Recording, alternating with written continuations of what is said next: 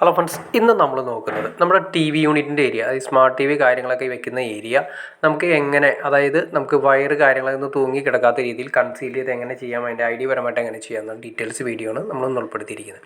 അപ്പോൾ നിങ്ങൾ കാണുന്ന പോലെ തന്നെ ഇതൊരു ടി വിയുടെ ഏരിയയാണ് വരുന്നത്. അപ്പോൾ 2 ഇഞ്ച് പൈപ്പ് കാര്യങ്ങളൊക്കെ കൊടുത്തിരിക്കുന്നത് നിങ്ങൾക്ക് കാണാൻ സാധിക്കും. അപ്പോൾ അതിൻ്റെ സൈഡിലായിട്ട് ബോക്സുകളും വെച്ചിരിക്കുന്നത് കാണാൻ സാധിക്കും. അപ്പോൾ ആദ്യമേ തന്നെ നമ്മൾ ശ്രദ്ധിക്കേണ്ടതുള്ളൂ, നമ്മൾ കൺസീൽ ചെയ്തിട്ടോ അല്ല വയറുകളെല്ലാം ഞാണ്ട് കിടക്കാതെ, അതായത് ഈ പറഞ്ഞ ലെവലിൽ നമ്മൾ ടി വി വെച്ച് കഴിയുമ്പോൾ അതിലേക്ക് വരുന്ന കേബിളുകൾ, AC കേബിളുകൾ, HDMI കേബിൾ, അതുകൂടാതെ തന്നെ നമുക്ക് വരുന്ന ലാൻ കേബിൾ ഉണ്ടെങ്കിൽ അങ്ങനെ അതെല്ലാം ഓപ്പണായിട്ട് കാണാത്ത രീതിയിൽ അതിലെങ്ങനെ നമുക്ക് ഈ 2 ഇഞ്ച് പൈപ്പിലൂടെ നമുക്ക് കൊണ്ടുപോകാം. അപ്പോൾ അതിൻ്റെ മെഷർമെൻ്റ് ആണ് നമ്മൾ നോക്കുന്നത്. ആദ്യമേ തന്നെ ഏറ്റവും ടോപ്പിലെ കണ്ടോ, ഏറ്റവും ടോപ്പിലെ 2 മോഡികളുടെ ബോക്സ് കൊടുത്തിരിക്കുന്നത് 120 സെൻറ്റിമീറ്ററാണ് കൊടുത്തിരിക്കുന്നത്. ഏറ്റവും താഴത്തെ ബോക്സ് കൊടുത്തിരിക്കുന്നത് 40 സെൻറ്റിമീറ്ററിലാണ് കൊടുത്തിരിക്കുന്നത്.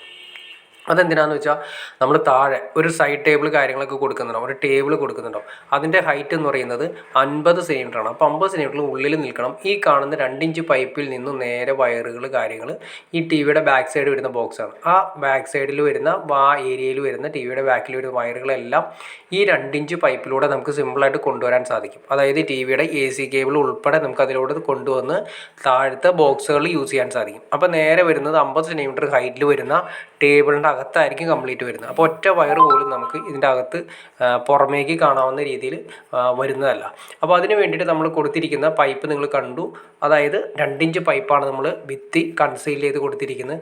അതിൻ്റെ സൈഡിലേക്ക് മാറ്റിയിട്ടാണ് നമ്മൾ 2 ഇഞ്ചിൻ്റെ പവർ, അതായത് നമ്മുടെ പ്ലഗ് സോക്കറ്റ് വരാവുന്ന രീതിയിൽ കൊടുത്തിരിക്കുന്നത്.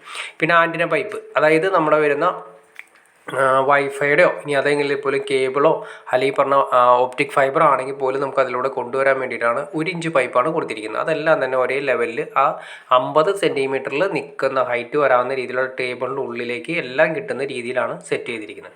നിങ്ങൾ കാണുന്ന പോലെ തന്നെ 2 ഇഞ്ച് പൈപ്പുണ്ട്, കൺസീൽ ചെയ്ത് പോകും. അപ്പോൾ തേപ്പ് കാര്യങ്ങൾ കഴിഞ്ഞ് കഴിയുന്ന സമയത്ത് നമ്മൾ പുറത്തേക്ക് തള്ളി നിൽക്കുന്ന ആ 2 ഇഞ്ചിൻ്റെ ബെൻഡിൻ്റെ ചേര കട്ട് ചെയ്ത് കളയും.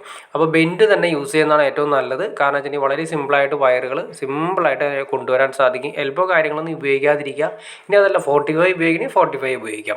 ആ വയർ കാര്യങ്ങളൊക്കെ വന്ന് നമുക്ക് വളച്ചെടുക്കുന്നതിന് എളുപ്പം ഏറ്റവും നല്ലത് ബെൻഡ് തന്നെയാണ്. ബെൻഡ് തന്നെ കൊടുക്കുകയാണെങ്കിൽ വളരെ സിമ്പിളായിട്ട് തന്നെ നമുക്ക് അതിലൂടെ എല്ലാ വയറുകളും നമുക്ക് അതിലൂടെ കൊണ്ടുവരാൻ സാധിക്കും.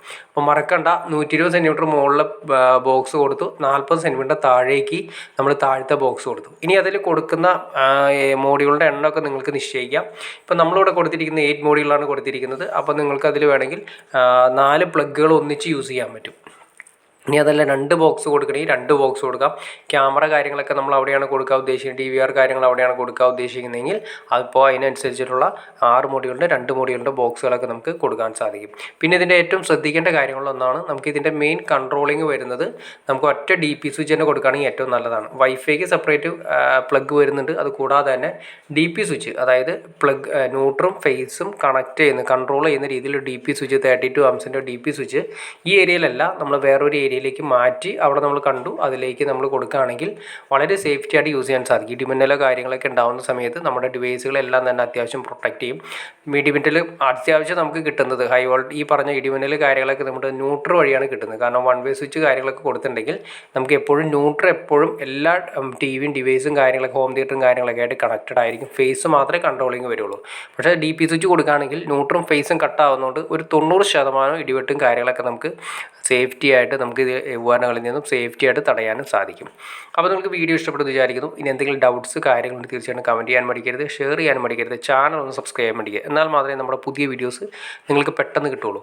അതുമാത്രം ഇതുപോലുള്ള വീഡിയോസ് നമുക്ക് ചെയ്യാനുള്ള ഒരു മോട്ടിവേഷൻ ലഭിക്കുകയാണെങ്കിൽ തീർച്ചയായിട്ടും ചാനൽ ഒന്ന് സബ്സ്ക്രൈബ് ചെയ്തേക്കുക, ലൈക്കും കൂടി ചെയ്തേക്കുക, ഷെയറും കൂടി ചെയ്തേക്കുക. ഓക്കെ ഫ്രണ്ട്സ്, അടുത്ത വീഡിയോയിൽ കാണുന്നവരെ ഓക്കെ.